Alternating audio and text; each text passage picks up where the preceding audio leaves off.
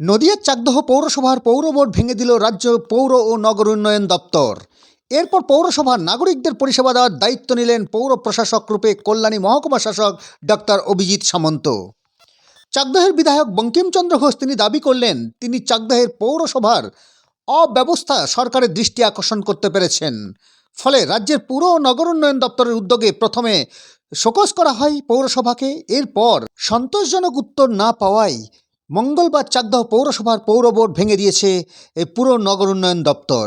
এই বিষয়ে কি বলছেন চাকদার বিধায়ক বঙ্কিমচন্দ্র ঘোষ, আপনারা শুনুন এই বাংলার সংবাদে। বাংলার সাথে মানুষের পাশে।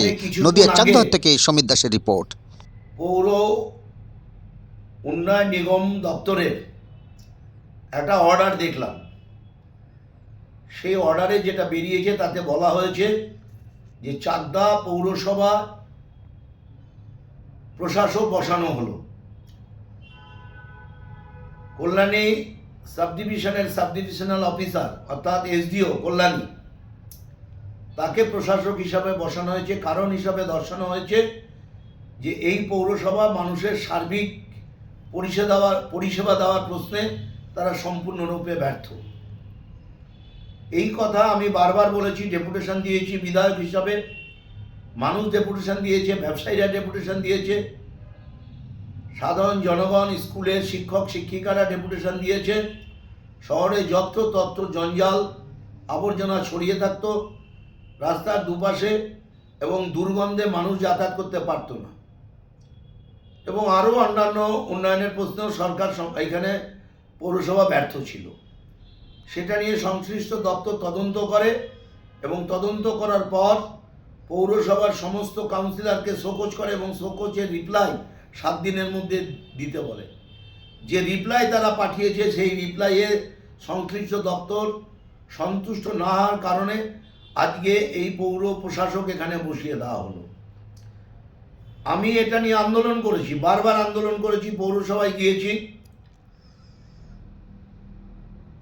চাকদা পৌরসভার একটা অংশ এবং চাকদা পঞ্চায়েত এলাকার কিছুটা অংশ, চাকদা চৌমাথা থেকে রথতলা পর্যন্ত যে পথ, যে রাস্তা, সেই রাস্তা বর্ষার সময় জলমগ্ন হয়ে যেত, কোমর সমান জল হয়ে যেত। আমাকে বিরোধীরা কটাক্ষ করে বলছেন যে আমি নাকি ভৌগোলিক এলাকা চাকদার জানি না, কোনটা পৌরসভার মধ্যে পড়ে কোনটা পঞ্চায়েতের মধ্যে পড়ে। আমি দায়িত্ব নিয়ে বলছি চাকদা পৌরসভার অনেকটা অংশ বাসস্ট্যান্ড পর্যন্ত পড়ে, আবার বেশ কিছুটা অংশ চৌমাথা পর্যন্ত পঞ্চায়েতের পড়ে। ফলে যৌথভাবে এটা আছে।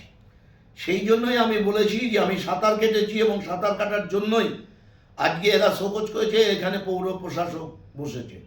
আমি মানুষের দৃষ্টি আকর্ষণ করতে পেরেছি, সরকারের দৃষ্টি আকর্ষণ করতে পেরেছি, কিন্তু ওরা আমার কথায় কর্ণপাত করেনি। যেখানে সেখানে পথসভা করে আমার বিরুদ্ধে কুৎসাচার মিথ্যাচার করেছে।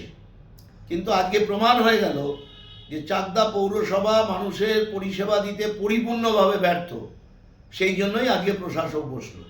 আমি আশা রাখি প্রশাসক বসার পর চাকদা পৌরসভার পৌর নাগরিকরা তারা তাদের যে চাহিদা মতন যে পরিষেবা, সেই সব পরিষেবা এখন থেকে পাবে।